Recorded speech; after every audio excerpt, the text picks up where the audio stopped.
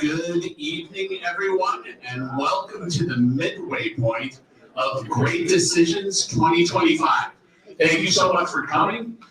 Everyone here has pretty much endured weather extremes. It's nice that we could give you a pleasant evening to come out to the library for. Before we get started with Professor Wheathead, I, of course, would like to thank our sponsors for the Great Decisions series.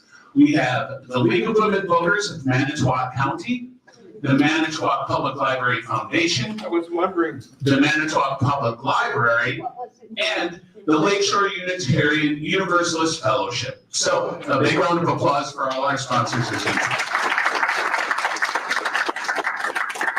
And while it's great that we have these wonderful sponsors, it certainly would be miraculous if we could be self-sustaining. So if you haven't picked up one of the brochures, and you are so inclined, pick up a brochure and check out how you can donate to the Great Decisions Legacy Fund so that we can become self-sustaining. It's a nice dream, and hopefully we'll get there. So one other program that I would like to tell you about, as is my norm before we start these lectures, this coming Thursday at Pet Skull Brewery, completely different from this evening, we have a program called Tales from the Tap Room, an evening of a story slam for 21 and older adults only. So if you're not familiar with a story slam, what it is essentially is you have 5 minutes to tell a true story from your life on a theme. The theme for this week is how embarrassing. Because no matter which way you slice it, no matter what you believe, everyone has an embarrassing situation that they found themselves in. So that's from 6 to 8 at Pet Skull. Registration starts at 5:30. Sign up and tell your embarrassing story for 5 minutes. I have a pretty good one, so just show up and spectate if you're interested. So, on to our lecture. Elizabeth Wheat is an associate professor in public and environmental affairs and political science at UW Green Bay. She is originally from Marshall, Michigan, and completed her master's degree in public affairs at Indiana University and her doctorate in political science at Western Michigan University. She is currently in her final semester of a master's in social work at UW Green Bay with a clinical emphasis. Elizabeth teaches courses in global environmental politics, environmental law policy, natural resources, the presidency, fisheries and marine law, and wildlife law. In most of her courses, students participate in mock trials, model United Nations simulations, or environmental policy debates. Elizabeth also serves on the board for Midwest Environmental Advocates and Wisconsin Conservation Voters. Perhaps most importantly, at least at times, she is a proud dog mama to 4 rescue pups, Poofy, Nightly, Foxy Loxy, and Jelly Belly. She also coexists with her adopted cat, a ragdoll named Dolly Parton. Without further ado, Professor Elizabeth Wheat.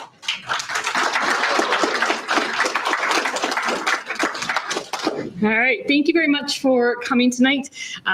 This is certainly a very interesting time to be talking about the topics tonight. I think for the whole foreign policy series, it's a very rapid pace of political changes and many of the decisions that are being made, including today. And I will say this talk is time stamped as of 5 p.m.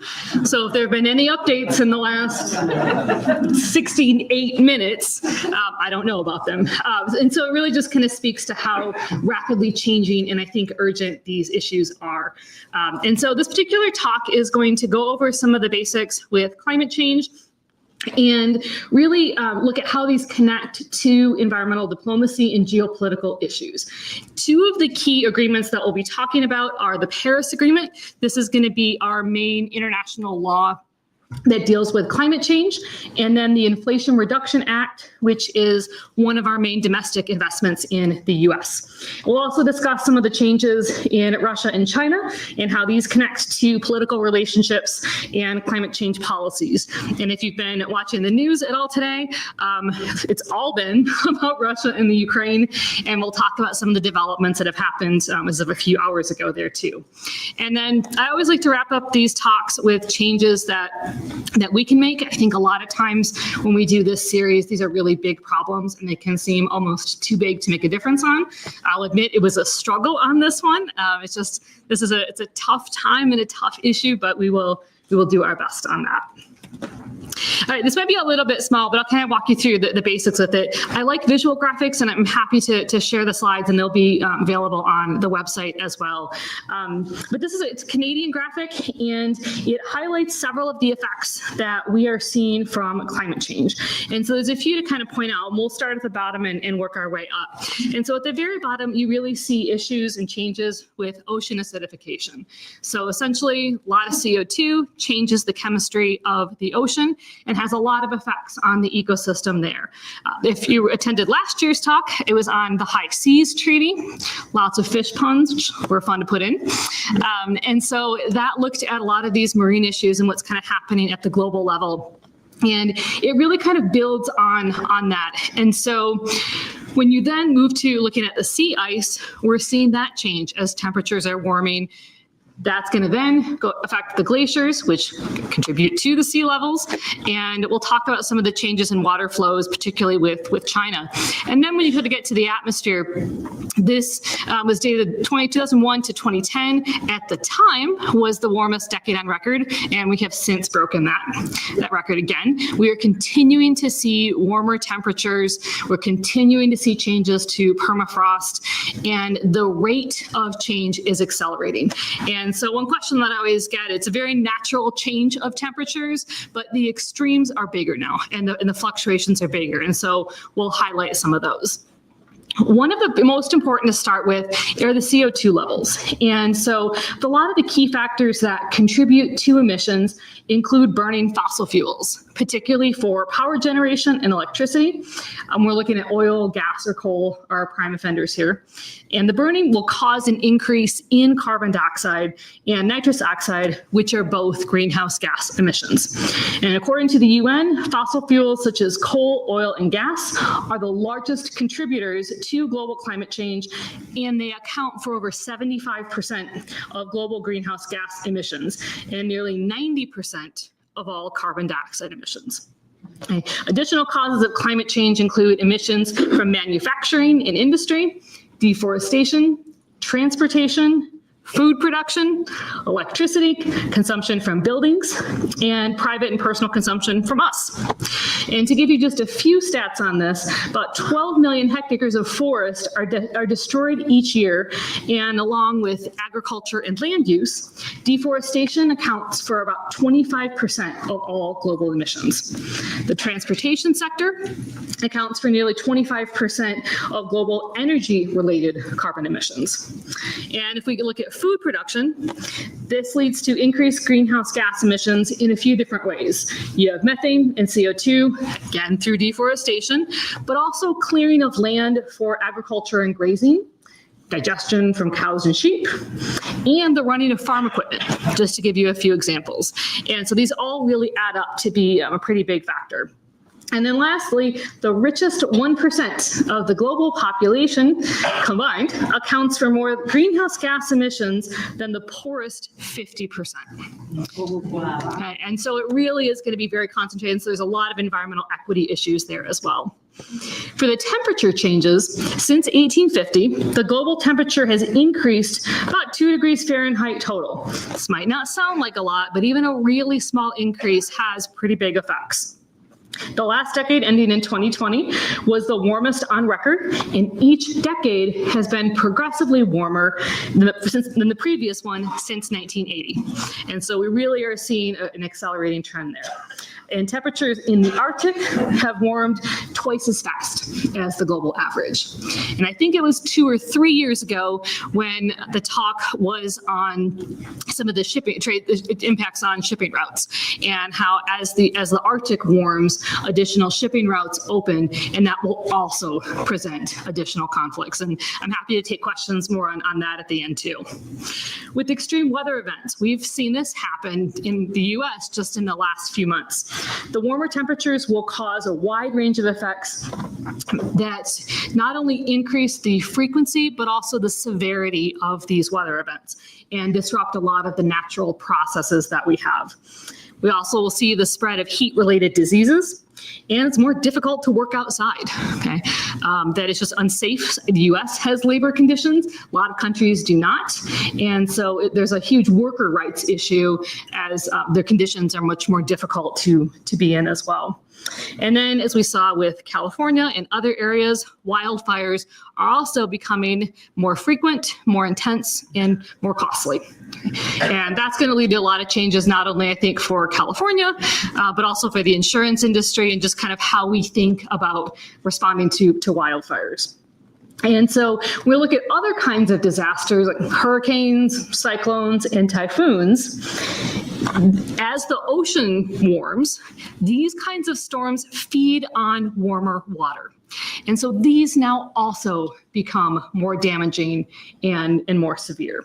Over the past decade, weather-related events have displaced an average of 23.1 million people each year and left even more further vulnerable to poverty.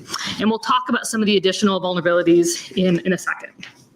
The sea level is what I think a lot of people think of first when they're looking at climate change. And there's a wide range of effects that happen here too. And different communities have different abilities to respond to that. In the United States, nearly 40% of the population lives in coastal counties. So this means millions of people are at risk for harms such as flooding, coastal erosion, but also increased threats to coastal infrastructure, roads, bridges, canals, and even water supplies. Globally, small island developing states, known as SIDS, face increased flooding, salinization as the salt water comes in further onto the land. That can affect the crop quality and production. And it can also threaten their existence. That we know with even the projected increase that the Paris Agreement targets, some of these islands will not exist. And for some countries, there are small island communities, they're already looking for places to relocate to.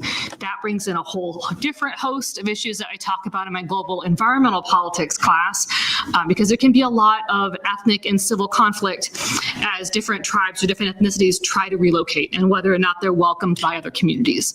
And so New Zealand has been, I think, the most proactive there at trying to bring in countries, but people don't want to leave their homes, right? That's what they know and that's where they're connected. And so there are a lot of complications globally as well.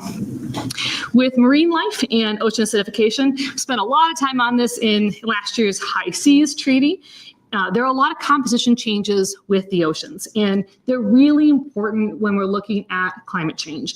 And so oceans absorb about 30% of the CO2 released in the atmosphere. And so as the CO2 level increases, so does the composition and what those oceans are trying to absorb. And these increased CO2 levels will affect the ocean ecosystem, again, making it more acidic. And it will also harm the shells of certain organisms, like if you're thinking of coral, oysters, clams, animals that need sort of a calcified shell. As the ocean is more acidic, those shells can't form, the survivability of those species declines, and you end up with a major disruption to the ocean chemistry and that ecosystem. And so the entire food web is affected. There can also be harms affecting the ability of certain animals to detect predators in the waters. And so you really kind of change the balance in a lot of different ways. With the water resources and conflict, this is an area that a lot of national security folks have started to look at a bit more. Usually security folks kind of stayed in their lane, always felt they were separate from the environmental people. And then they start looking at how conflict can now be over water. Pentagon started looking at this a few years ago, and a number of international security bodies have done so as well. That the availability and accessibility of water is changing, and it's becoming very scarce in some areas, particularly in some areas that are already politically unstable. And so, for example, a couple of examples, we see increased drought, and this is going to have big effects on the agriculture, both on crops and reducing the land that's available to grow additional crops. We see dust, sandstorms. These will affect the animals, but also cause a lot of human health issues, which can be a problem in areas that don't have a really good health infrastructure to help people respond to that. But we also will see the weaponization of water. That not only is there going to be a conflict over access to the water, but what is that water used for? Who controls it? Who owns it?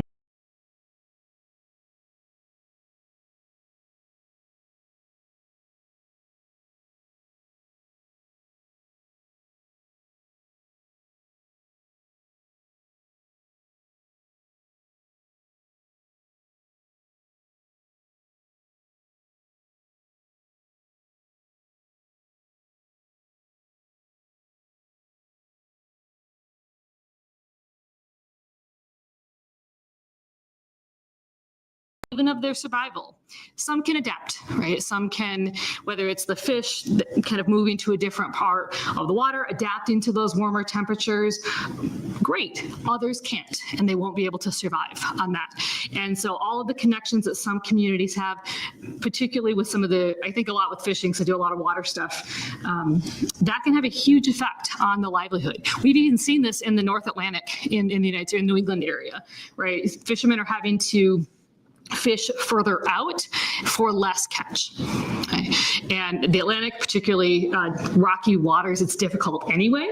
And so we're seeing the range already start to change. And that's just in the US. And this is happening globally as well.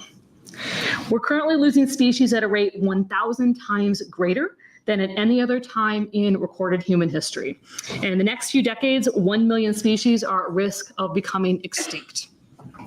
In the United States, we have the Endangered Species Act, and on that act, there's threatened or endangered. Internationally, there's a really good one called the Red List. It's done by the IUCN, which is the International Union for the Conservation of Nature. And this will be, I think it's 9 or 10 different categories, and it will give you a whole spectrum of about 166,000 species on here, and sort of characterize what level of risk they are at. It'll give you information on their habitat, population size, what their range is, what conservation actions are being done. And so it's a lot more detailed than what we have in the United States. And scientists from all around the world contribute to it. Their goal, I believe, is 250,000 species. So got a ways to go. But of those 166,000, 46,300 are threatened with extinction. And those are just the ones that we have data on. That includes 44% of reef-building coral, 41% of amphibians, 38% of trees, 37% of sharks and rays, and 12% of birds. And so the most recent IPCC report talked about some of these biodiversity challenges and really concerned about what's happening with these species, understanding that there's also going to be a lag in the time of data, that it can take a while before we really see the declines in these populations. And then lastly, looking at some of the increased vulnerabilities. Talk a lot about environmental justice in really almost all of my classes at this point, and a lot of communities are already struggling. And so when they face additional harms from climate change, it becomes even more difficult. And so as we see waterborne diseases being spread, invasive pests, worsening of poverty, malnutrition, also increasing. A lot of food scarcity gets worse as well with shortages of water or increased harm to the crops. Again, that salinity becomes a big challenge. All of these, a reduced crop yield and conflict, can really make it even more challenging. And I'll certainly take some questions on kind of some of the recent changes in the United States right now. But as USAID is not going to be as comparable of a presence, these issues will also be further stressed for communities that USAID provided a lot of aid to. For coastal communities, especially those small island developing states, it does continue to threaten their existence. And a lot of the islands are subsistence living based. They don't have major industries or buildings in the same way you would see here, right? And so the fishing industries or whatever kind of crops are grown, that's how they make their livelihood and that's how they survive. So when that's threatened by climate change, you're threatening their existence as well. And so we'll look at kind of some more information about some of the policies in a little bit. This one just kind of features some aspects specifically related to air pollution. And so you can see with the extreme heat on the upper left there, we see connections to lung disease, worsening air quality. And so the climate change is affecting, again, this is just looking at air stuff, affecting a lot of different aspects of our lives. When it comes to flooding, we have an increased risk of mold growth, more allergies, asthma, and a whole host of kind of respiratory illnesses. Infectious diseases, climate change makes it easier for those to spread. Diseases can travel to different places, it can reproduce and survive better and easier in some areas. And so we'll see new viruses introduced, and they are expecting more epidemics and pandemics simply due to climate change and the ability of these diseases to spread. Plant pollen, we don't live in the warmest climate up here, but we are still seeing even higher temperatures here, and it's really difficult for people with allergies. I know this is a very difficult fall for a lot of folks, and so that pollen, warmer temperatures, more pollen, worsening allergies, and then kind of your standard air pollution with lung disease and any sort of respiratory illnesses. And so climate change, just thinking very practically with breathing, has a lot of effects here. When we move to the international level, there's a few different parts that are important to understand. The biggest one that we'll focus on is the UNFCCC, the UN Framework Convention on Climate Change. In 1994, this entered into force, and what that means internationally is a certain number of countries agreed to it and enacted it in their own law. Every convention's a little bit different on what that magic number is. Once enough people agree, then it's considered international law. And so that was our big year, was 1994 on that. And this is really going to be the foundation for everything that comes afterwards.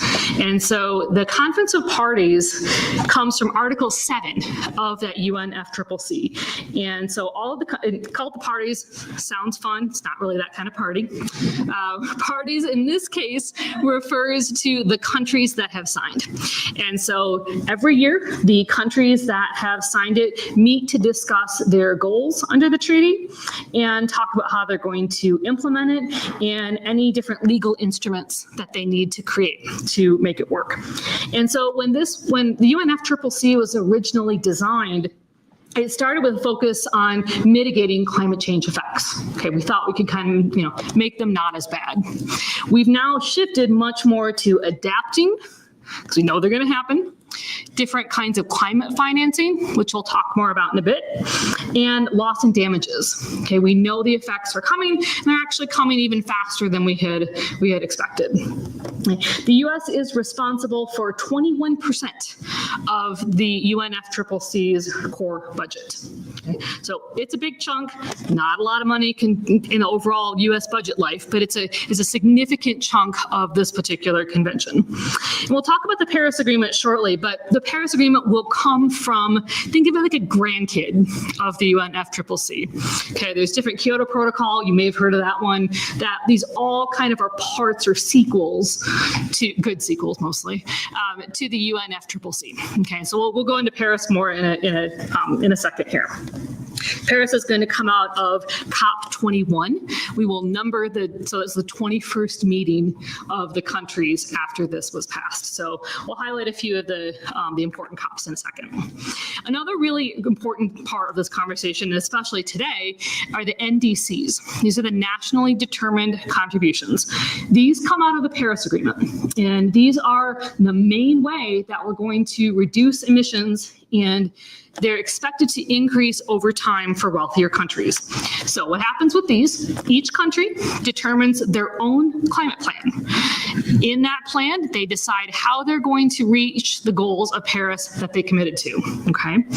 And they, again, that goal is 1.5 degrees Celsius. We're not going to get there, but that's kind of the goal. And there's different kinds of pledges that you can make on that. The agreement requires these plans to be updated every 5 years. So the first ones are in 2015. And then the third round is this year. And they were due, I think, February 10th. And so, the difference with this year's climate action plans, they were supposed to include, it's called the global stock take, where they evaluate their progress since Paris. So it's been 10 years, so as part of your plan, you need to talk about what you've done. A lot of countries missed that deadline, and we'll come back to the slackers in a little bit here. With the enforcement mechanisms, I always get a lot of questions from students on this part, because there is no hard enforcement of these agreements. There's no climate police that come after you and put you in climate jail, okay?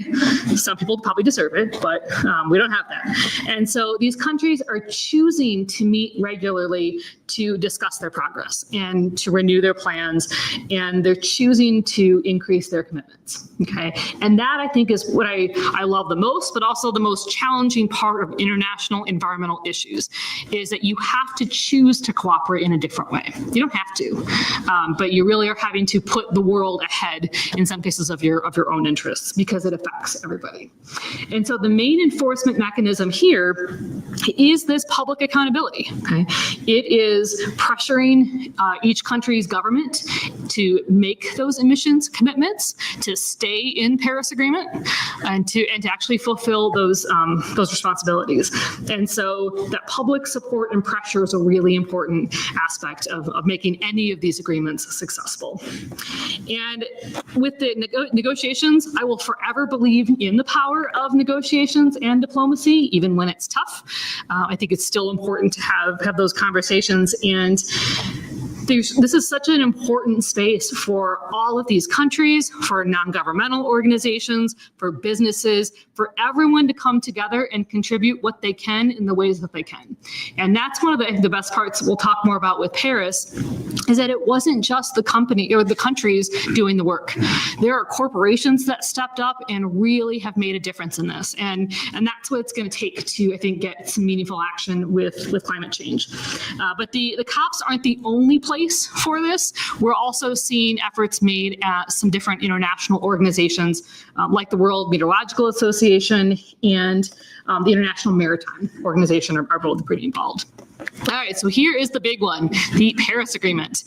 This is 2015, and this, I think, is a really important example of climate negotiations and diplomacy. And these issues affect every country in the world, but definitely in different ways. And one of the main parts of the success is that flexibility. The solutions and problems that the US has, not the same as what Canada's dealing with. They're not the same as what Madagascar is dealing with. And so that flexibility really helped get the countries to sign on to Paris when it was first passed. Nearly every country in the world has formally signed it. The three outcasts are Iran, Libya, and Yemen.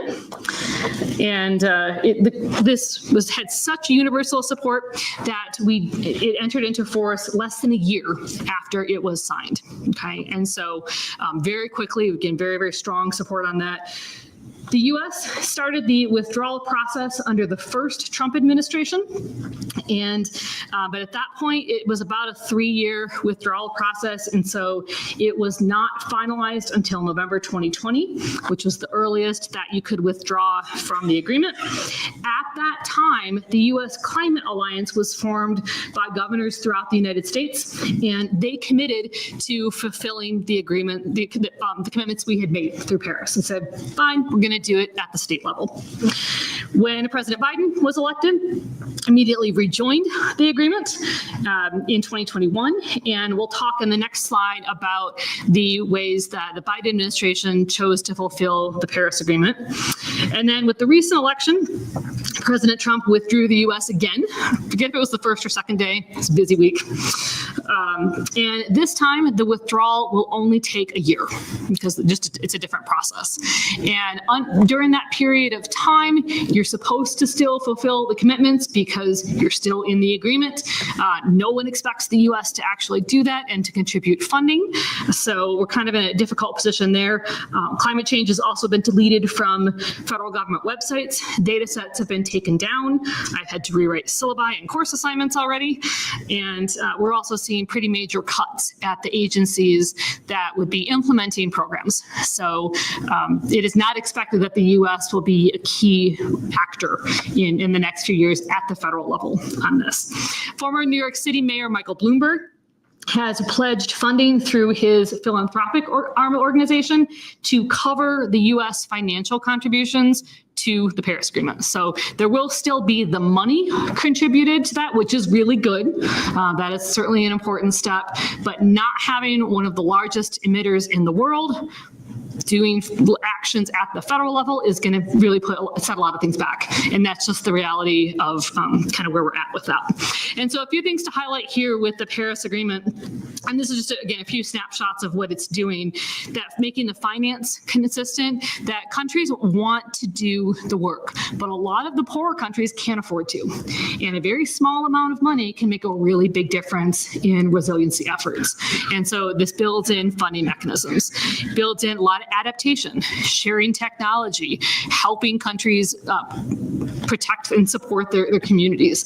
The goal is at 2 degrees Celsius, ideally 1.5, but we're going to choose a little more realistic, and then kind of expanding some of the green areas to continue trapping some of those greenhouse gases. So at the U.S. level, I know this is really tiny for probably everyone except folks online, but there were 2 key pieces of legislation that were passed under the Biden administration. And with the Inflation Reduction Act, neither of these names are terribly helpful because no one knows what they mean.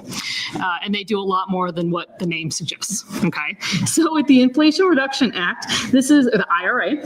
This was the most significant legislation in U.S. history. Okay, it is more amount of money. We'll be talking about this for a very long time in every environmental policy class. It appropriated over $142 billion in activities to reduce greenhouse gases. The legislation includes a lot of different things. We have incentives for reducing renewable energy costs, tax credits, and a lot of different ways to lower our greenhouse gas emission footprint and really make some progress on the clean energy transition.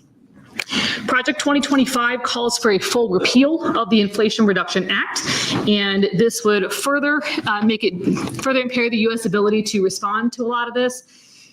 It is not going to be that simple. You can't just, this is not the way this legislation is written and the way it's been enacted. It is not a simple repeal. Okay, some of it is just going to be more difficult, but so we don't entirely know what's coming. But in the last month, a lot of promises that were in Project 2025 have been fulfilled in exactly the way that the document proposed. So at this point, we're kind of expecting to see that continue here.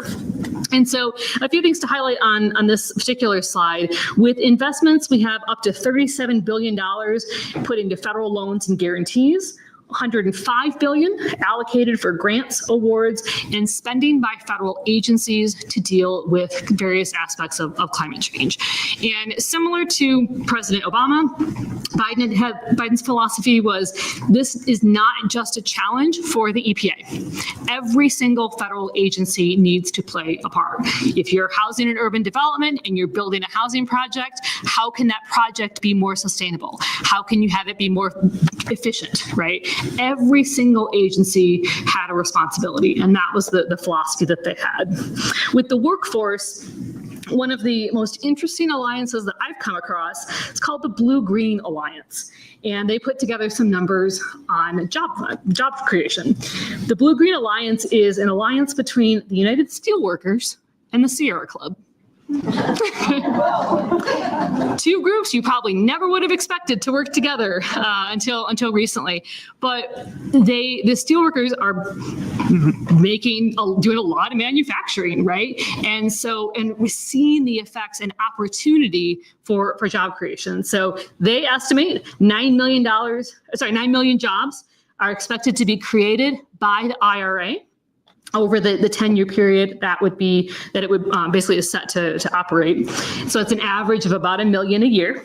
6 million of those jobs from grants, loans, and tax credits. 3 million from the new loan guarantee through the Department of Energy. It's a very energy-focused piece of legislation. And additional jobs are expected to be created in what they call the clean economy. And so I was kind of curious what some of these might look like. And so if you think of just looking at buildings, when you retrofit a building, you need people to do the construction. Okay. If you're looking at environmental justice, you need people putting in air filtration systems. We heard a lot about these with the pandemic, right, with schools. And that has benefits not just for germs, but also for anybody with any sort of breathing issue. And having more fuel efficient appliances. Maybe your school puts solar panels on the roof. A lot of the logistical construction aspects can make a big difference. With appliances, efficiency upgrades, you can get credits for having a more efficient washer and dryer. Okay, people want to do a lot of these things. It can just be really expensive to do it. And if you make it not a privilege problem and have those kinds of credits and incentives, you can really have a lot of good progress there. Some states and cities have put together dashboards to help people understand what the local impacts look like. And one of the best organized that I've seen is Dane County's. Dane County has an Office of Energy and Climate Change, and you can go, it was still active as of last night, and it shows, you never know these days, it will show the impacts of the IRA for individuals, businesses, and nonprofits from all these credits. And so if you're involved in any organization, you can go on there and they have handouts for you. You can print and distribute.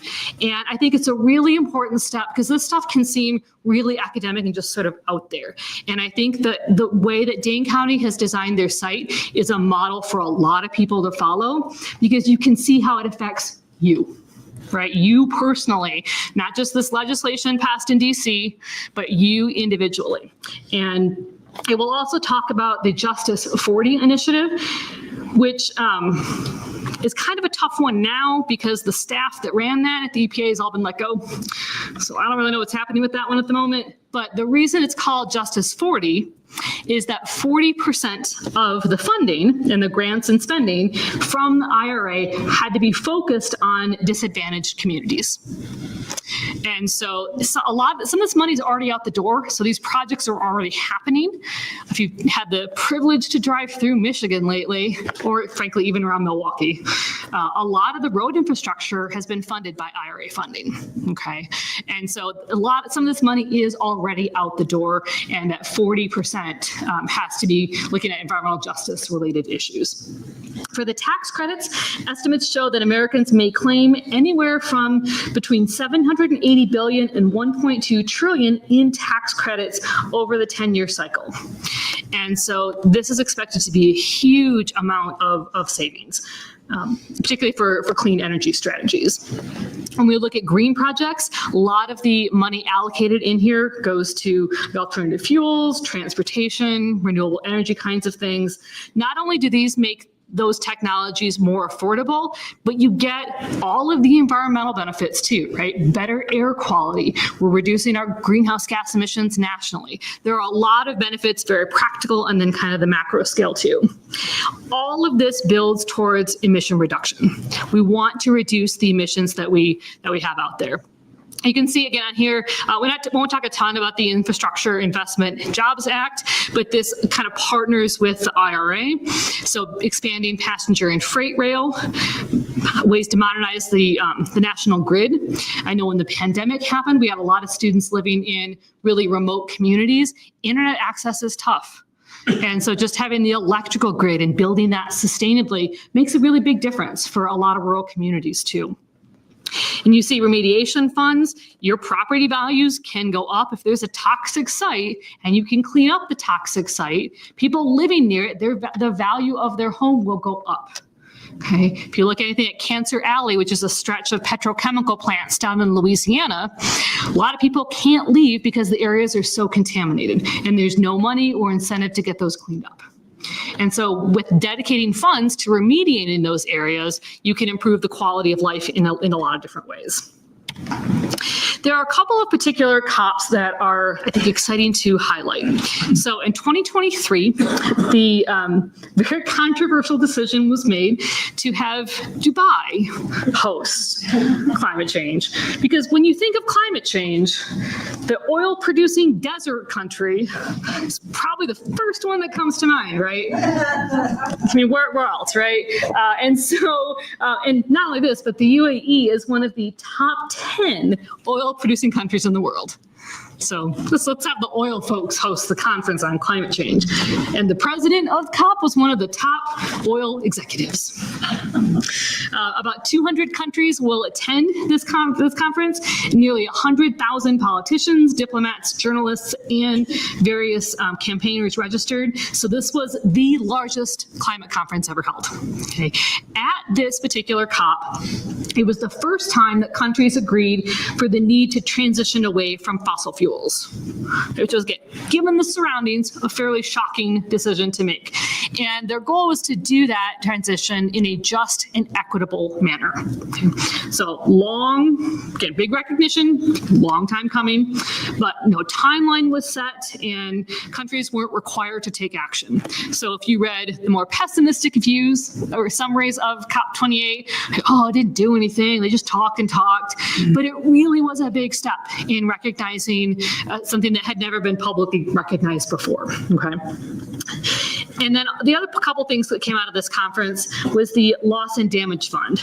Now, at COP27, the year before, this was discussed, and they agreed to it with the intent of richer countries paying poorer countries who are already dealing with the effects of climate change. So maybe that's compensating for crop loss, maybe helping them transition, water salinization kinds of things. And so at that year before, they had announced the creation of that fund. So when we get to COP28, they announced the fund could start paying out money. Okay, so you kind of lay the groundwork from one COP to the next. Now, challenges, as always, include the U.S. Refusing to accept liability for past emissions. And we're not really good at accepting responsibility when it comes to climate issues. And only a very small amount of the necessary funding was contributed. So some is better than none, but we got a ways to go on that one. And then the other part of this are the climate reparations. So the year after COP29 in Azerbaijan, I'm very curious on the decision process for these. I don't know why Azerbaijan was picked, but that's where it was. They did reach a climate finance deal, and they called upon developed countries to provide $500 billion a year in climate financing to the developing world. And the word reparations is very strong connotation, and that was done purposely because it really is the recognition that developed countries are causing the harm for developing countries in different ways. Okay. Then we get to Brazil. This will be up in November of this year, and it will be actually held in the Amazon. And so the hope is that it draws very physical attention to the surroundings, and focusing on what challenges and successes Brazil has made. Brazil has reduced the most CO2 emissions and committed to reducing even more by 2035. And they're one of the first countries to give an updated nationally determined contribution to Paris. They were not in the slacker group, okay? And so that it's kind of a feature of Brazil. This one makes sense, I think a little more than the UAE and Azerbaijan. All right, a couple other countries, and this is kind of the focus that the publication for the series leans into, is looking at what is changing with China and Russia. So China overall is experiencing a lot of different climate change effects, and they will be looking at a faster rise in global temperature, massive changes in precipitation. It's a large country, so some areas will be getting more snowfall and precipitation, some will be getting less. Increases in changes with agriculture and the growing season, and then also dealing with higher sea levels.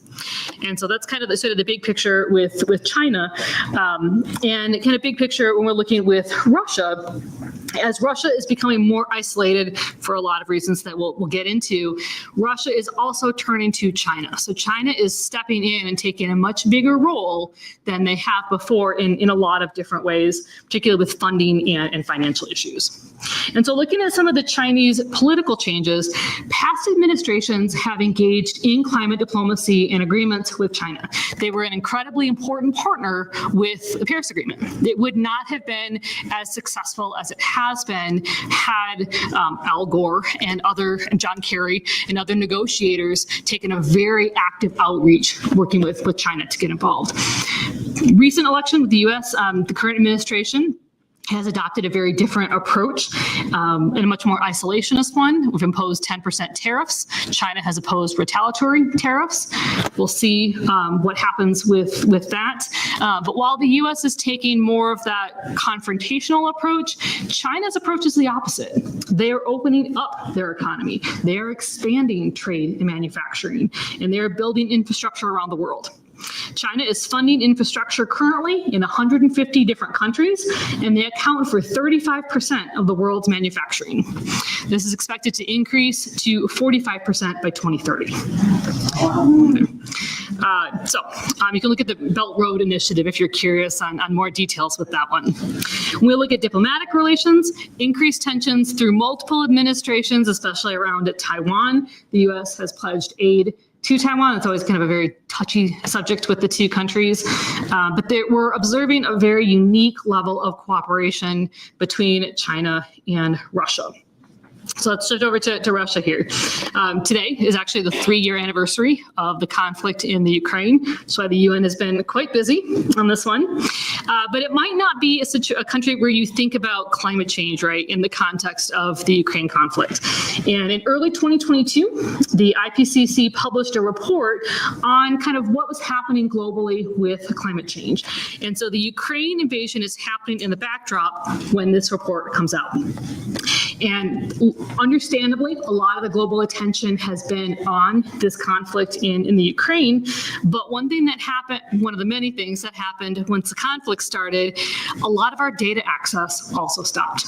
Okay, we're not getting data on what's changing in the Arctic. We're not continuing research projects that were being done in an incredibly important ecosystem.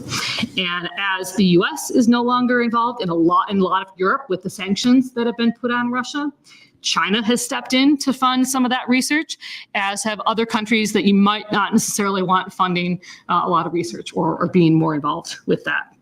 And so we've really just kind of lost a lot of information. We will focus more on the Ukraine for this talk, but there's a lot of really interesting geopolitical, environmental diplomacy stuff coming out. And I think this is going to be a growing area that we haven't really thought about in this way before. And so with the conflict in Ukraine, as I said, today is the 3-year anniversary. And I'm happy to share any updates from kind of what's been going on at the UN today. But to give you a sense of where Russia stands, Russia Russia is a very large fossil fuel exporter, and they help fulfill a lot of Europe's energy needs, specifically 40% of Europe's natural gas. Okay. Now, this has declined to 8% by 2023. So when the sanctions were put on, Europe had to find natural gas elsewhere. Some of that has been purchased from the US.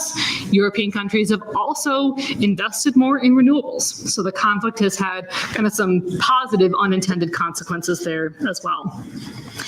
That same IPCC report I mentioned highlighted two main areas, particularly with geopolitical aspects of how we're looking at this conflict highlighting the dependency of Europe on Russia for energy, and then also what's happening to perceptions and effects of these sanctions that Russia is dealing with. And so China has stepped in to help purchase a lot of oil exports from Russia and a lot of technology. So China has filled in a lot of that gap. So the sanctions have still been effective, but China has helped mitigate some of the intent with their purchases. As I mentioned, this has changed the relationship with Europe. And so Ukraine is also one of the most important countries with global food production. And this is where kind of the Russian warming issue comes into play as well. So permafrost warming, parts of Russia warming, they can grow more food in more areas. They're trying to become a bigger player in the global agricultural market. Part of the area that Russia occupies is the Donbas region. And the Ukraine is also a very mineral-rich area of the country. And if you have been tracking any of that today, a lot of negotiations and different things have happened, but Russia wants to keep that part of the Ukraine because it would not only provide them mineral resources, but it would continue helping Russia make inroads on that agricultural production. Okay, and so a lot of different moving pieces on that one. But the mineral resources have probably been one of the least known aspects with the Ukraine. So the EU and the Ukraine had an agreement for a number of years ago on supply chains for these minerals and really trying to do more decarbonization, digital efforts. And this week, I believe it was on Friday, President Trump made a proposal for the Ukraine to give half of its natural resources, including minerals, gas, oil, and earnings from the ports and infrastructure. Now, Ukraine had been discussing a partnership, and as of 4:50 or so, sources are saying, some New York Times sources, that Ukraine is more seriously considering this agreement now than they were on Friday. Trump has demanded $500 billion from the Ukraine in exchange for American aid, and the mineral resources would be part of this payment. Various proposals have said that the U.S. would have a large, if not 100% financial controlling interest until this fund reached a certain amount. And again, 500 million is sort of the target number that was being discussed. Last year, Ukraine's resource revenue was 1.1 billion. And 500 billion is what they want in the fund. So we're seeing some number differences. And as I mentioned, this particular resource, the Donbas region, is very rich in minerals. Russia currently occupies that. So if you're the Ukraine right now, you've been called a dictator, you've been called not democratically elected, and then there were meetings held where you weren't present between the US and Russia for the first time in 3 years, where they're talking about possibly giving up land that you are trying to fight back for because it's so important to the country's survival. So a lot of moving pieces right now on that one. Europe, shortly after that this afternoon, that was just the UN stuff. Later on today, Europe and Canada are meeting to discuss increasing financial and military assistance to the Ukraine in response to what is expected to be a reduction in US support. Okay, so that's kind of where they're at, particularly Spain, United Kingdom, are planning to give a lot of money for that. Still waiting to hear on aid, but essentially the agreement right now that Trump has on the table is demanding the mineral resources, maybe giving aid, and not giving any guarantees for military security. That's the current one on the table. Stay tuned. Maybe it's changed in the last hour and a half. I don't know. If you want to Google and let me know in the Q&A, go for it. Any of the UN students are watching at home, you may also share that in the Q&A. That'd be great. All right, last one on here is the EU energy transition. As there have been this sort of tightening of Russia's natural gas, some countries have taken this as an opportunity to develop more alternative sources of energy. So we're now kind of wondering if it's going to be a positive race to the top, or if it's going to be kind of a barrier for developing renewable energy. What is China going to do on this? Is China going to continue helping Russia? Is China going to expand resources? We just don't know at that point. So I want to take just a brief time and look a little bit more into what's going on in China. Public perceptions, 94% believe climate change is happening. This is not a climate denying kind of situation. But the geopolitical rivalry with the U.S. is complicating things. That this tariff approach, not as conducive to diplomacy, right? And it's going to be very harmful, particularly for a number of Midwest states, for the kinds of substances that we'll be dealing with and that will have tariffs put on them. But there has been some success in the past, and I wanted to highlight one positive part called the Sunnylands Statement. And this is from November 2023. President Biden and President Xi Jinping met in Indonesia, and they reaffirmed their commitment to work together to address climate change. Might not sound like a big thing, but it really, to have the two biggest emitters, this is a huge discussion. This was a follow-up to a previous July meeting with their respective climate envoys, and they agreed to continue working. U.S. is the largest historic emitter of greenhouse gases. China is the largest current emitter. These are the groups you want at the table, right? And so their statement affirmed that commitment to the Paris Agreement and had a couple of other sections that would talk about how to adjust their nationally determined contributions, resource efficiency, and a few other areas. So a big statement not too long ago. And then we're looking at renewable energy investments. China accounted for 63% of global renewable energy installments in 2023. And in 2024, 81% of solar panels were produced by China. They are a major player in renewable energy. Now, they're still using a lot of fossil fuels, so don't get too excited. And they're still very dependent on those, but they really have used that massive manufacturing capability for expanding renewables. Okay, so China is a very key player in the renewable energy market.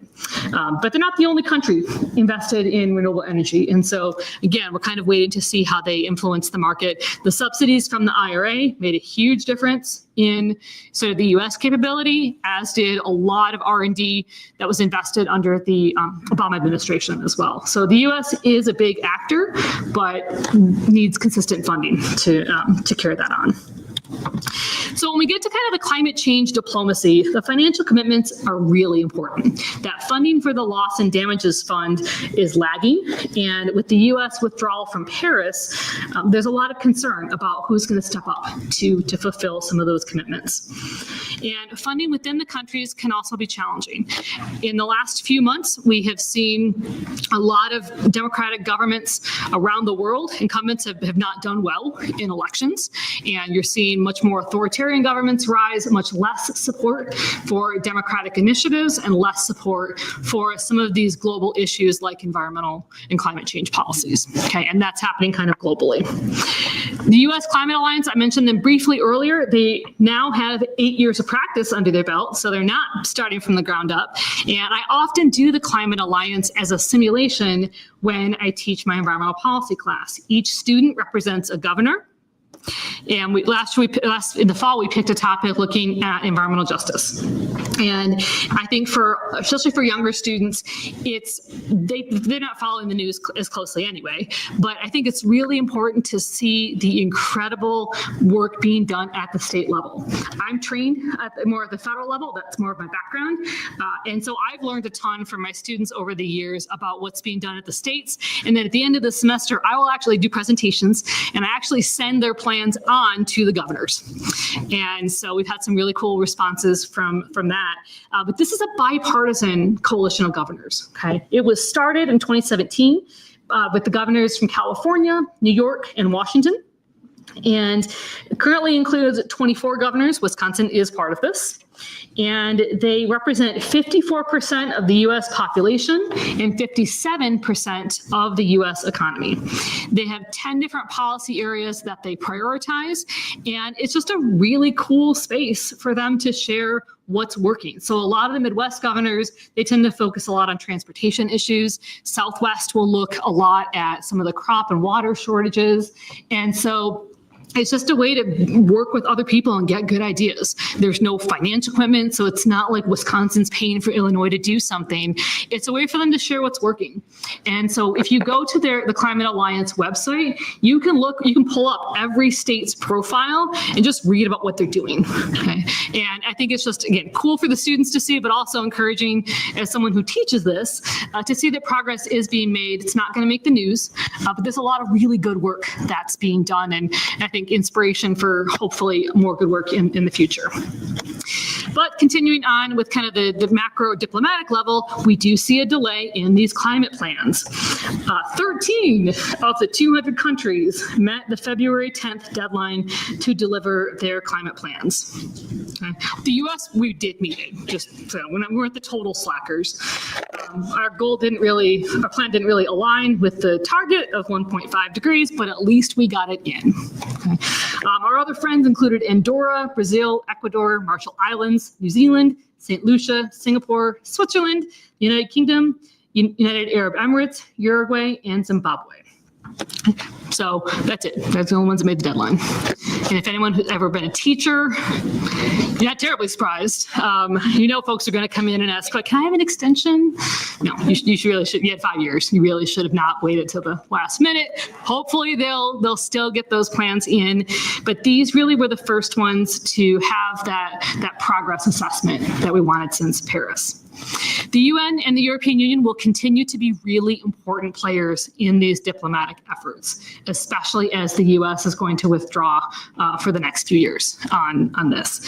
And so I'm a firm believer in the value of diplomacy, and I think that having these regional associations is really critical. There are a lot of changes happening within countries. Germany just had an election recently, and so there'll be political changes there. France is expected, Macron is not expected to be there all that much longer in office. And so there are a lot of big changes from politicians who have historically supported climate change efforts. So we really could be going into more of an uncertain time with that. But the UN is still, as it has been for decades, a very important place to have these conversations and to engage in that diplomacy. And then we have the IPCC that will continue to be involved. We've mentioned them a little bit of time, but if you're curious, they are an intergovernmental body, part of the UN, created by the UN Environmental Program and the World Meteorological Organization in 1988, has 195 countries, and they are the global experts on the science of climate change. You can look on their website and read the reports and really get the best science on this. I think that the special reports are the most accessible. The assessment reports, if you're a real data nerd or you like methods, go to the assessment ones. But I think the summary ones are just really helpful. They'll be on different topics. And so if you want to look at the biodiversity one, that one probably was the most high profile. But this really was created to give policymakers the best science. Okay, so it does not reflect any political value. It does not reflect any country's specific position. It's an incredibly rigorous peer review process. And so scientists from all around the world will send in their data. It's one of the most prestigious positions to be an IPCC reviewer. So one of my former students and now very good friends, she got her PhD in Toronto looking at microplastics. She is currently somewhere in the Arctic looking for microplastics. I was one of her first phone calls when she's like, I'm going to be an IPCC reviewer. It's a huge, huge accomplishment to be that respected as a scientist. So in a time when it can be difficult to find reliable information, IPCC is a place you can trust and a place where you can still access that data. All right, and so what can we do? This, as I said at the beginning, was a lot tougher for me than most years because these are really big problems, and the U.S. administration right now is not as committed as past administrations have been to dealing with climate change. And so my advice is a little bit different than it has been for years in the past. And I think it really starts with supporting state and local initiatives. As Tim mentioned in the bio, I'm on the board for Wisconsin Conservation Voters. And one of the contributions that they make is called the Conservation Scorecard. You can go on the WCV website and look up your legislator and see how they have voted on conservation and democratic issues. And again, I'm on the C4 board, so I am on the political side with that, but you can see what they've done and you can contact them. Legislature is in session right now. There were really big changes made in this last election. We've got a Supreme Court race coming up in just a few weeks as well. This is a really good place just to find information and how to contact them and see if the person representing you reflects your interests and your values. Maybe they do, maybe they don't, okay? But this is a way to sort of look at that. And also looking at some of the local races too that, looking at school boards. Is there someone who wants, putting solar panels on a school, doing a community garden? All of those state and local races matter. WCV primarily focuses on kind of the state legislative ones. Sometimes we'll do school board races, but for the most part, it's going to be sort of the state races on that. They also do endorsements. And this is something I know League of Conservation Voters does endorsements as well. That can be a really helpful way. It's tough to find information and no one has unlimited time. And so whatever organization reflects your values, look for the endorsements that they make. You're really passionate about teaching, look for the NEA endorsements or that kind of thing. So it can be one sort of way to help inform yourself without making it become overwhelming, and you don't have to become a political expert to make an informed decision on that. And then so with some of the local campaigns, there can be a lot of opportunity there. For example, in Green Bay, we have a sustainability commission and the members are appointed by the mayor. We have a mayor that values that. And so that sustainability commission will look at ways to make the vehicles more efficient, reduce emissions on that, different design kinds of things. That can have Green Bay is the third largest city in the state. That can have a big impact. Look at what's being done, or in here or wherever kind of you're based out of, and elect the people that are going to be making those decisions that reflect your values on that. Another one is called 5 Calls. This is a relatively new app that is phenomenal. And so it's called 5 Calls for 5 calls to your legislator. So when you open the app, it'll ask you what's important to you. So say you put the environment. Doesn't have to be any more specific than that. It will then give you a brief overview of the policies. Like what are the key issues like as of today? A little update paragraph. Okay. And then at the bottom of that screen, it'll give your legislators. Okay. You just push a little button and you can call your legislator. So say you select whoever your legislator is. It will give you a script. So you literally have to do no work at all besides pushing a few buttons. And I would research the information, but you can probably, ones that I've looked at, I could trust, right? But it will give you a script to call. And if you made contact, kind of some options at the end, it'll say, did you leave a voicemail? Did you speak with someone? Did you not make contact? And that's it. It's maybe a few minutes. And so students are not as excited about this because it involves like calling and talking to people. Like you can text them too, but it's probably going to be better to actually call. But it's a really accessible way, and calls are incredibly important. One thing we're starting to see in the last month is record-setting volume of calls at the Capitol switchboard in DC. Local offices, their voicemail boxes are being filled up. And for the brave souls that do local town halls, There have been record turnout at those as well. So people really are getting engaged in very different ways than they have before. And this is an app that is free and makes it very easy for you to do that. And the next one, I think, is something that I see a lot in the social work practice that I'm interning in now, because these issues come up in almost every single session. Everyone is feeling the political stress and dynamic in different ways. And so one of the biggest pieces of advice I give to clients and also to my own students is focus on what you care about most. The strategy that's being used right now is called flooding the zone, where there is so much information coming so quickly that as someone, I really value being informed. I can't keep up. I really was sitting in my car when I walked in at 5:25. I was looking at updates coming in because there had been that much that changed in the last couple hours. Okay. No one can keep up on all the things. So focus on what is most important to you, because that's where you're going to be the most passionate of an advocate. Okay. One of my friends has a special needs son who's very high functioning, dealing with autism. She's really focusing on support systems in schools. That is what she's calling her legislator about, and making sure that her kids can have the resources that they need in the school system. Okay. For me, I focus a lot on environmental issues and also on refugees. My first social work placement was with World Relief. And so I had several Afghan clients who had fled the Taliban, had supported the US military in Afghanistan and fled to the US for safety. And part of my responsibility was helping them get set up with food share and get to doctor's appointments and schools. And they were amazing people.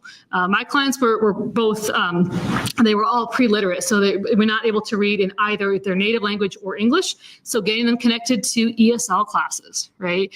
And so when the work stoppage was put in for refugees coming in, it was heartbreaking because some of these families have waited for years to bring their loved ones over. It is an incredibly difficult process. I've had a lot of friends who have lost their jobs. A lot of my friends work for USAID and the federal government, and it's a dream job, really hard to get. And so that's where I focus my energy. It's not that I don't care about other things. My parents are both teachers. I value education, but I'm most passionate about those two areas. And so that's really what I'm focusing on. On that theme here, there's a podcast that's just called Climate Diplomacy, and you can listen to that on wherever you get your podcasts or on their website. About 50 episodes on that. Started in 2019, and it's a little nerdy, I'm not gonna lie, but I like this stuff, so I'm really excited about it. And you can just learn about all different aspects of diplomacy and environmental issues, which is a fairly new area to look at. Yale Environment 360 is out of Yale's School of the Environment, and this is a really good source of information. It's the Yale School of the Environment. And so if you just put in Yale Environment 360, it'll come up, but just a wide range of research articles coming out of Yale. They got one of the top environmental programs, and it's just a very well-designed, accessible website. So I like those two just to kind of stay updated. And then lastly, there are all choices that we can make in our own lives for sustainability. And I think those individual choices are even more important now. If you go to the Nature Conservancy's website, you can calculate your own carbon footprint. And I always do this to show students how terrible we are, honestly, in the Midwest. We don't transportation's a big issue, right? We don't have good mass transit options. So we're going to be higher, our footprint will be higher because we don't have access to that. So that's not a change that most of us can make. Most of us probably drove here tonight, probably going to drive somewhere tomorrow. Okay, it's just harder to do that. But other steps that you can make, whether it's reusable bags, red meat, all kind of the standard things add up. Okay, it might not feel like a lot at once, but it really can make a difference in the long run. And so that's kind of where I'd like to leave, is that there are steps that you can take of getting involved, making those phone calls.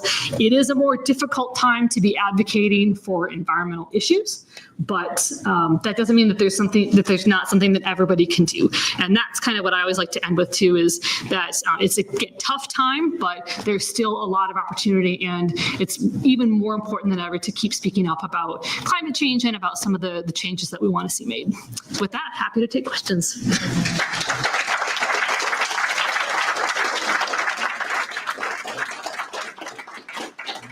Thank you very much. Is my mic on? Nope. Is your mic on? Well, it is. Oh, okay. It's back there. There it is. Well, Now it's gone. I'm loud. So we'll just go with my voice instead of the microphone. Hopefully it'll work when I get it to you. Emily has made a return engagement this week, and she will be working the left side of the room with your questions and comments. I'll be working the right side of the room. Hopefully my mic will work. And I will also be taking questions online. So let's open it up. Anyone with questions or comments? Hands up and we will get to you as quickly as possible. I'm just wondering if you have heard any speculation of why Ukraine, I know this is a little off topic, but is willing to take this agreement?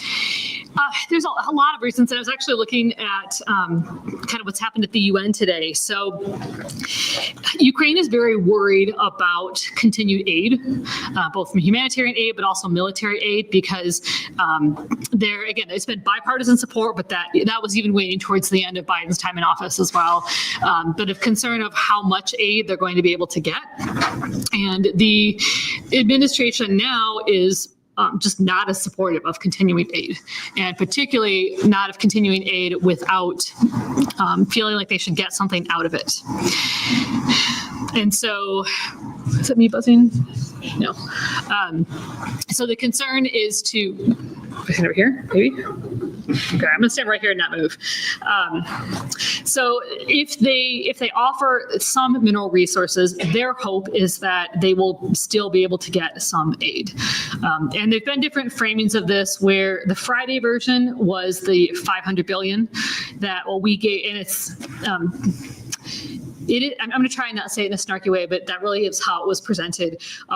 We gave you all this money, and what did you give us? Rather than looking at it as supporting the democratic country responding to an invader. Okay. Same thing, different interpretations on that one.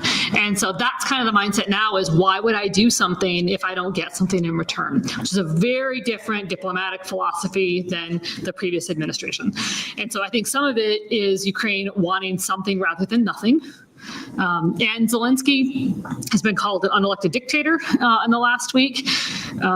He has even offered to step down if Ukraine was admitted to NATO or if there was an end to the conflict. So it's not that he's being stubborn or showboating. It really is wanting to secure the independence and existence of his country.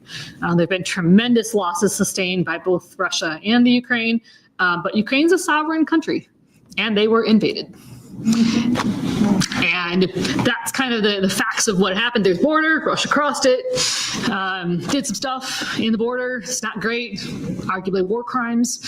And so the drama at the UN today has been Europe introduced a resolution to condemn Russian aggression, 3-year anniversary.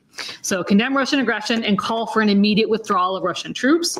3-page resolution, very detailed. The U.S. tried to water that language down, unsuccessful. And so the U.S. voted no. It was 93-18 with 65 abstentions. The United States had their own 3-paragraph resolution that passed 83-16 with 61 abstentions. But then Europe decided to amend the short U.S. one to again call Russia an aggressor and demand an end to the conflict. And so in the vote for the amended resolution, the U.S. abstained from their own resolution. The U.S. one just called for an end to the conflict. It did not condemn Russia because Trump spoke with Russia at some point last week, which is the first time that there have been any contact in 3 years. So we are seeing a warming of relationships with the U.S. and Russia. They met without the Ukraine. And that's a big shift in philosophy, too, that Biden's philosophy was nothing will be done about Ukraine without Ukraine. And Trump's philosophy and this has been in public statements by him and members of the cabinet, that they are willing to make a deal for Ukraine without them. So Ukraine's in a really difficult position right now. And it's been incredibly hard on the people in the country and major cities, and just really incredible trauma over the last few years, in addition to the democratic issues and military issues and infrastructure. So I can't really fault Zelensky for wanting to do the best for his country, but they're in a horrible position right now with resources too. And that's kind of their last bargaining chip. I have, am I coming through? Started? Yeah, I think you're the fuzzy. In and out. No, I have 2 comments online. One is, Paul says we're running out of time very rapidly.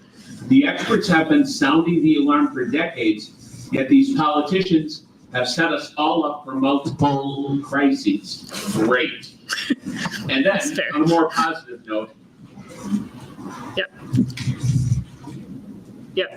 Hello? There you go. Yes, There you go. okay. And then on a more positive note, DDL says, thank you for the IPCC and Climate Alliance info. All right. Happy to help. It is, I think it's the urgency part's a big aspect. And in my graduate class a couple weeks ago, we talk about framing and how do you frame an issue in a way where you emphasize like a panic mode, like, oh, this is really bad, we have to act right now. And it's sort of the idea, if you cry wolf too many times, people stop listening. But the reality is this is more urgent, right? Nope, it's you. This is more urgent, and we are in a worse state than we were before. Or do you frame with more of a positive, hey, this is what we can do, this is what we need to do. I like to draw a little bit from both, right? Where it is really urgent and terrible, but not everybody responds to that. And so really needing to think about what we can do while understanding that every day we don't do something is one less day to do something, right? It just gets worse. And so I think there's a lot of potential. I don't think we're past the point of no return on this, but it's a huge setback to withdraw from the Paris Agreement and a huge setback to not be contributing the resources and the political capital. And that's the reality of the election and kind of where we're at right now with the US. Yeah. What is your former student doing in Alaska? She, I think, is in the Arctic right now. She just posted this morning, actually. I'm not even going to try and pronounce where, I don't even know. I had to have, when I talked about where she was, she had to write it phonetically for me. So I'm not going to put it on a recorded thing now. But she was looking at, I'm not sure in her current research project, but in general, she is taking a lot of ice samples. And so they're looking at kind of how pervasive the microplastics are. And they're finding microplastics at really shocking levels of ice and looking at changes in the Arctic. A lot of her research works with indigenous communities in Alaska and in Canada, and changes that they're observing to fishing, to just sort of their subsistence way of life. And so her research is really, really cool. But yeah, most of it deals with sort of the microplastic aspect, but climate change is naturally going to come in as the microplastics travel in areas that we didn't think they were traveling to.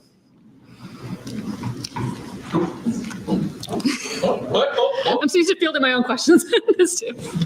Yeah, I just have a very simple question. How effective are carbon taxes? I know the Canadians have them and some of the Europeans. Yeah, I'm not, I will admit, economics is definitely one of my weaker areas. Somewhat effective. I think a lot of it depends on the scale and sort of the pricing with it, because one of the challenges that you encounter with carbon taxes is you don't want it to just displace the pollution, right? You don't want one area to be able to buy so many credits that pollution just goes to another area. It has to be priced in a way that you actually change the output of carbon, and ideally that the business can't absorb it or a country can't absorb it. You want there to be less. And that's kind of the philosophy with the tax, is that you are disincentivizing a behavior. If you make it more expensive, ideally, people would do less of it. And so it's complicated with the pricing. I don't have a strong enough economics background to kind of speak to whether it would work nationally, but there's a lot of potential with it. And I think it can be part of the toolkit, along with some of the, subsidizing and building in some of these credits and incentives to less carbon intensive options. I would never say just give the incentives or just do the tax. I'm much more of the diverse portfolio type on it, but it certainly is a tool that can be considered. Yeah. I I have a question about, you mentioned about the ocean currents and the ocean, the warming of the ocean and the ship routes around the polar caps. Yep. Okay, so then as the polar caps shrink, it widens the shipping routes, and then there's more ships, and then there's more carbon emissions, and Yep. it's a spiral downward. Yep. Okay, so I was wondering of how, with that warming of the ocean currents, you're depleting the glaciers and the polar caps on the superficial level, like the Ross Ice Shelf, is Yep. chunk. But then underneath, isn't there also a submersed erosion too of the glacier underneath? Yep. Is also weakening the whole structure, Yep. and that's gonna weaken the whole glacier. And then I was thinking, what about the ozone? No one's mentioned ozone, but then as that depletes, now that's radiation, but does that kind of have a more concentrated effect on the polar caps? And would that kind of have a depleting effect of the polar caps from up above? So it's a triple whammy on each of the polar caps, Arctic and Arctic. And then how will that affect the trade routes? And is there a tip over point where the Earth balance, of the whole temperature balance, we need those polar caps to do the whole cycle of the ocean currents to make a balance, right? Isn't there a tip over point? Yes, it's a little bit, and I will say one area of great success that I didn't include, because it was a little bit tangential to tonight's talk. We've actually done really good work on addressing the ozone.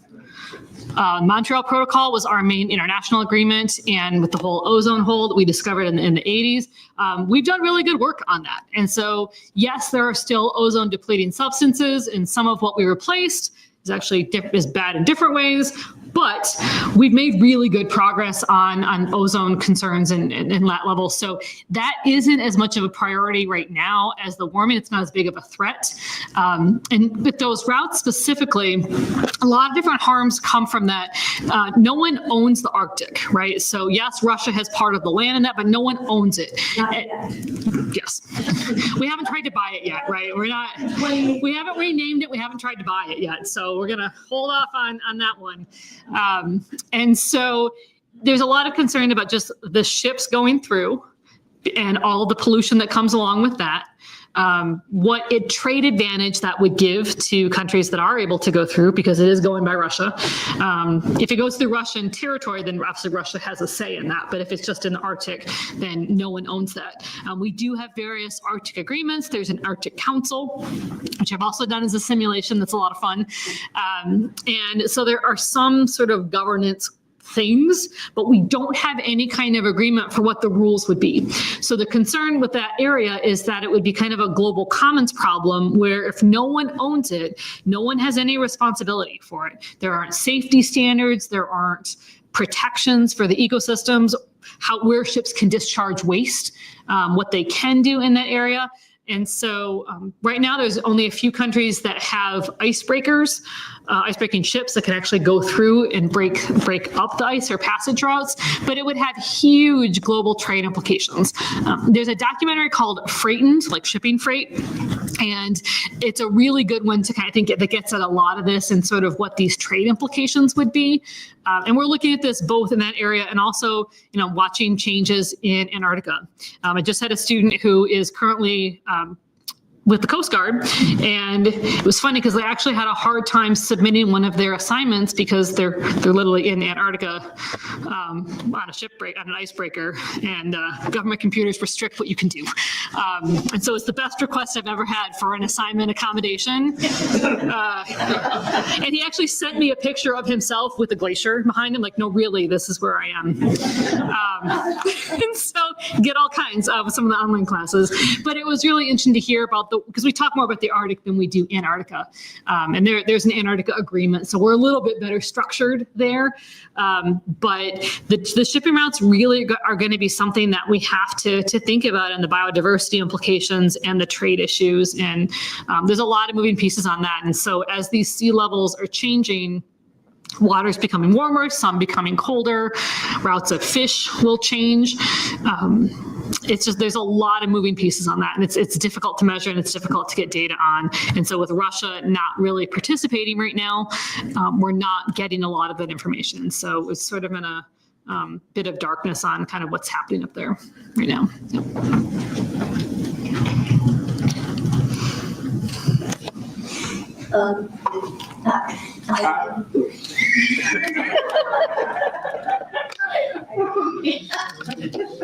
It's kind of dynamic, but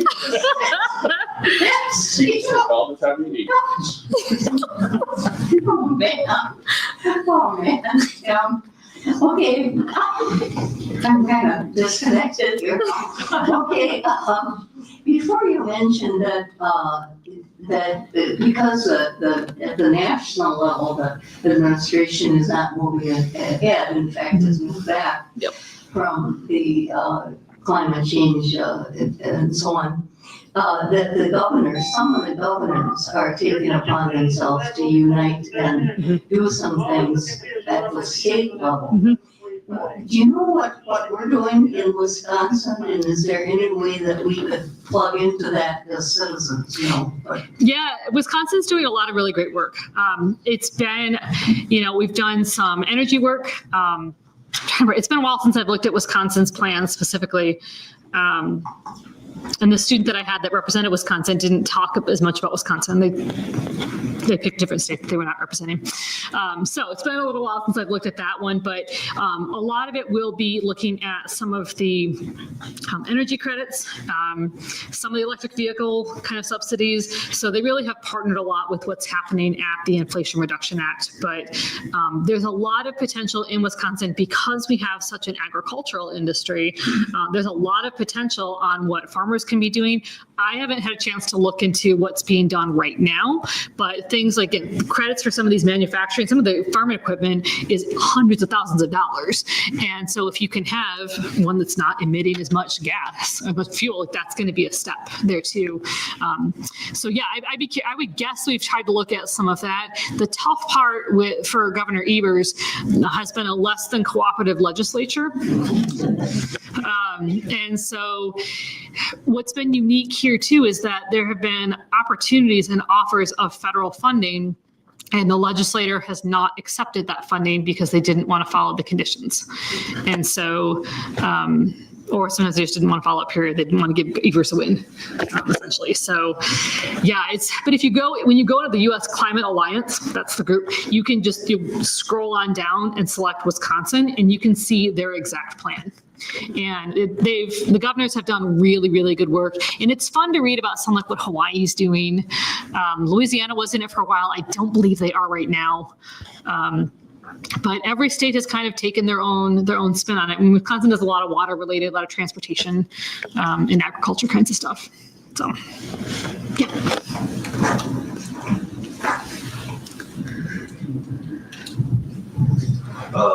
Well, regarding Ukraine, if the United States will follow a hegemonic policy, or aggressive policy of expanding NATO, and then overthrowing a legitimate government in Ukraine in 2014, they put first Poroshenko and then Zelensky, and they killed 11,000 Russians. I don't think we'll have a war today.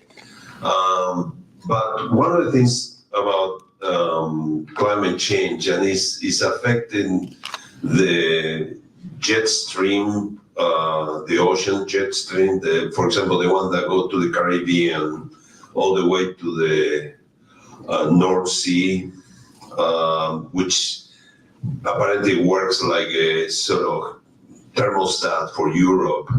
And it says that climate change is weakening that jet stream that could go to Caribbean all the way to Norway. So that is Western Europe, Northern Europe. And if that jet stream is going to be weakened, Europe is expecting like a mini ice age of considerable low temperatures for the next decades. I don't know if you ever heard some. I have not looked into that particular aspect as much. I know one thing that's different with the European Union structure, each country has obviously their own latitude to make their own climate decisions and energy decisions, but they are also bound by what the European Union wants to do. And so it's not, I always use the loose equivalent of the states. Like Wisconsin has a lot of latitude, but we still have to follow federal policies. It's a little bit stricter with the European Union. But they are looking at a lot of these challenges with changing temperatures, that different European countries are going to be facing different kinds of temperature changes. Some will be dealing with greater heat. We've seen this particularly with Italy and Greece and some of the heat waves. Spain also had some issues too recently. And then other areas, again, some of the northern countries, especially Scandinavia, will be dealing with those colder temperatures. And so it really speaks to some of the global diversity issues that you have, where this isn't going to affect every country the same way. Excuse me. And we also don't necessarily know exactly how they will be affected. We're making educated decisions based on the data that we have. We can look at projections on the jet stream. We can look at projections on climate change. And that's kind of been the philosophy, I think, with the UN, is more of the precautionary principle, that rather than waiting for it to get really bad and waiting for data to prove it's bad, that we make those informed, educated decisions ahead of time. So if we are projecting an area to get colder, then we look at different kinds of resiliency efforts than if an area is projected to get warmer. And so one area that Europe has kind of been in a difficult position in, I think this was either last year's talk, maybe a couple years ago, when I was talking about hunger and malnutrition, is looking at climate or drought resistant seeds. That if you're in Ethiopia or the Sudan or other countries that have been dealing with famine, having some of these drought resistant GMOs could really help address malnutrition. The EU very strongly opposed to GMOs. And so it's one area where the EU's position has been in one way, and there's now a different challenge, and the EU is going to either adapt to that new challenge or decide they don't want to be part of that and not support GMOs. And so similarly now, if you had a country that was not as supportive or invested in renewable energy development, well, you just had a major financial shock with a lot of your natural gas no longer being accessible from Russia. And so now you're going to be looking at renewable energy very differently than you probably were 3 years ago. Some countries like Germany already kind of headed down that path. Other countries weren't. And so I think you can always countries are always in that position of choosing to adapt. And some do that proactively, and some might wait a little bit too long. And so I think they have to make that educated and informed decision, and they have to have a government that is willing to make some of those upfront investments. And none of the environmental problems are cheap. And it can be really difficult to see the economic payoff or to believe in it. And that's why you mentioned that dashboard with Dane County. I think that approach is really helpful. I wish every city and local government had that capacity, because when you can tell someone exactly how they are going to be affected, that is so much more powerful than just hearing about a bill passed by some government somewhere. Okay. And so I'm hoping that public education piece gets expanded. And that's, I think, really where you're going to see people, again, as we're watching all these major federal cuts and that kind of thing. I have a lot of friends that work for USAID. I've learned a whole lot more about their work and what aid does, because it's directly affecting people in my life now. And so I'm sad that it has to come to that. Like I'm more of the philosophy that I think we should care about human rights, even if they don't directly affect us. But for a lot of people, they need to feel that more immediate connection and understand how it connects to when I wake up in the morning, how does this affect me, right? And so that's kind of what I think these dashboards and other talks like this can really think, oh, you know what, I used to go fishing here, now I can't because the water has changed, the populations have changed. We're seeing some of these changes, we just might not have connected them to climate change before. And so hopefully we can, I think, become more aware of some of those changes and just not letting it stop at awareness. Like, it's great to be here, but even if you have one conversation with one person after that, hopefully you learn something new and you can kind of continue sharing that out. And those small actions really do add up. And you never, I think, especially as an educator, you never know what that seed you plant is going to grow into. You never know what that effect is going to be, and you have to believe it will change something. Otherwise, kind of why are you doing it, right? It's not for the pay. And so, really believing in the value of what you do and the value that those conversations matter and will carry forward. I just want you to know, I wake up in the middle of the night with a doomsday thing happening in my head.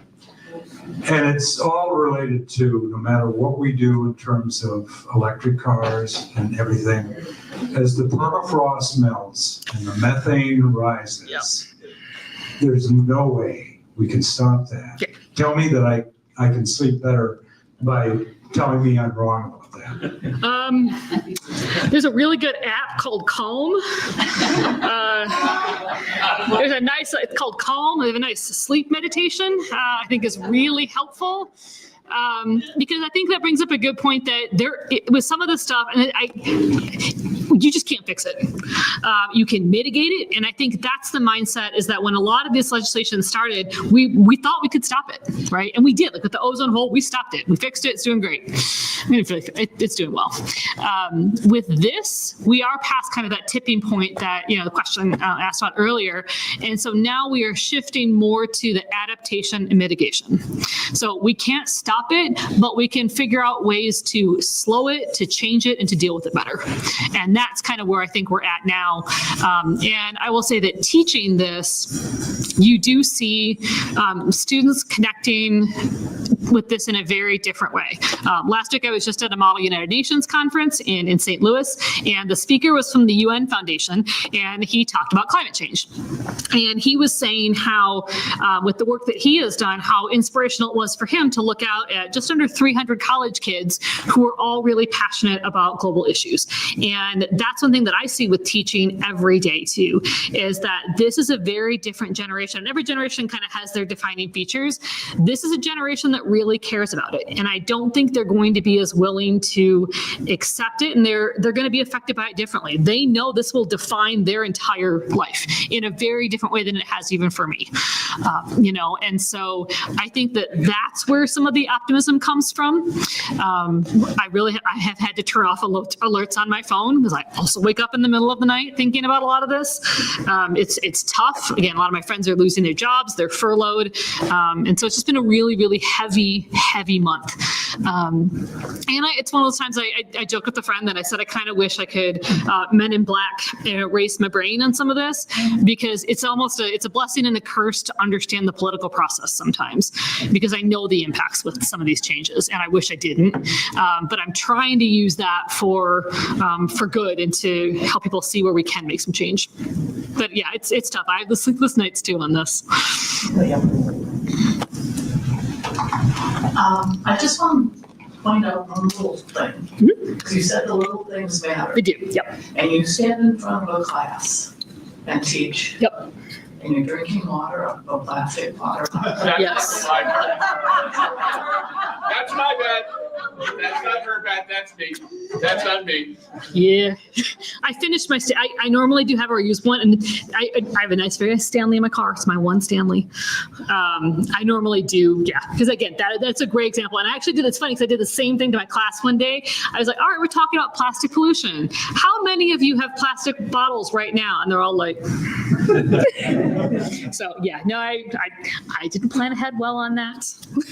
The only thing is I just read in the paper about now they're finding plastic in human brains. Yep. It's kind of. Yeah, the microplastic stuff, I forget what year that, we did a talk on that one too. It's terrifying. And that's one of those things, like I try to get better about, like I've switched to paper bags instead of plastic, right? Little things, I recycle them, I reuse them. It's really hard. And with the last 5 years with the pandemic, with the to-go containers and all the plastic packaging, it's really hard to do some of that. And so there are some changes that are easier to make than others. So most often when I travel, and actually I meant to grab it from my car, I've got a nice little UN Sustainable Development Goal one. And that's what I used all last week. So at this conference, when everyone has their plastic cups, I had that. My one water bottle, not going to change a ton, but at a conference of 300 kids, might have saved a little bit. So yeah, it's tough. And like I said, this is a case where I didn't plan, and I'm trying to not lose my voice. So Tim was very kind to bring the bottled water, but yeah, it's a case where there are easier changes than others to make. And you're not going to be, even if you're not perfect all the time with it, those steps really do matter overall. So yeah, it's funny. I deserve the teasing because I dished it out to my students too. Can I just shout No. Next question. So, what can one do at a more systemic level? Why can't I buy tomatoes that don't come in a plastic box? Why Fair can't question. I buy milk in an old paper carton with a paper top? Why doesn't anything come in glass? Yeah. Or, you know, they can recycle beer cans. Mhm. Why can't they put milk in beer cans? Yeah. Why, Why don't we have a bottle deposit in Wisconsin? yeah, well, so, I mean, where is a place to make a move in that direction? Because there is no way to get out of the grocery store without a plastic bag. Yeah. Even if you say, put all my stuff in paper, when you get home, you realize that they put the Windex just in a plastic Yes. bottle, Yeah. in a plastic bag. Yeah. Because it's gonna leak on my tomatoes that are in their plastic box. Yeah. What, I mean, is there any systematic, okay, I'm supposed to shut. I think with some of it, there has been, and we'll see changes depending on where things go with the immigration crackdown. There is a projected shortage of workers to be harvesting a lot of the crops. So we may start to see changes on where some of our produce comes from. And so that it can be as simple as looking for produce coming from different areas. I have started getting, I think it's not Bee's Nest, Bee's Wrap, has, it's almost like sort of like reusable cellophane kinds of things. Those you can take to the grocery store and still wrap up instead. Because I don't necessarily want like my produce on like the gross conveyor belt. And so I think some of those little steps, but it is really hard. And the plastic lobby is really powerful. One of the first changes that that Obama put in was basically banning plastic bottles in the parks. And the National Park Service released some really cool estimates on the incredible amount of waste reduction that led to. Yeah.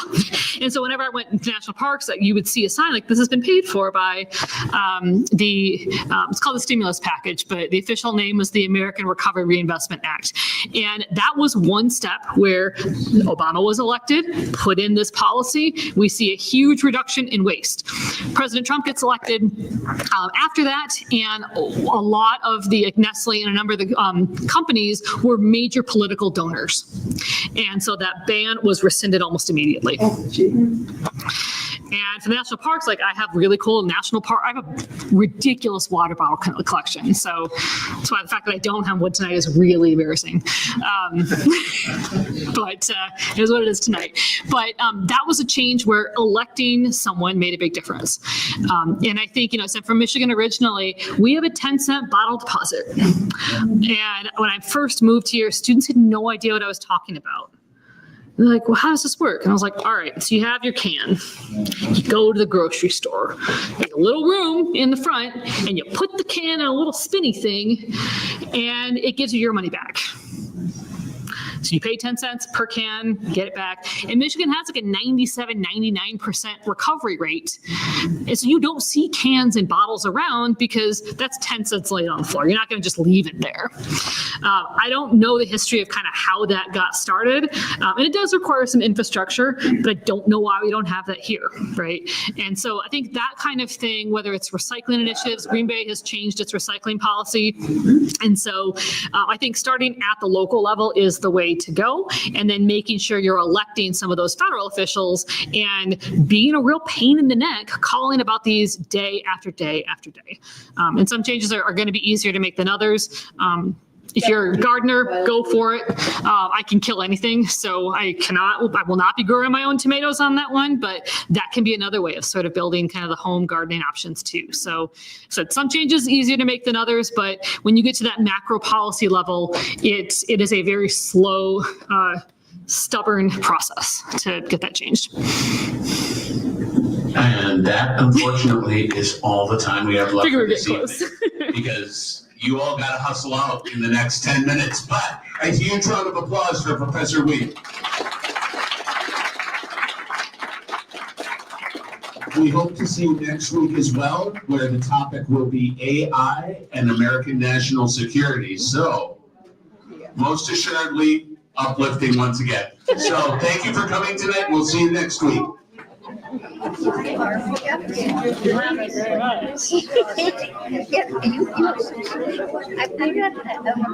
am a social worker. I mean, Yeah. in my former life. Yeah, my plan is to go to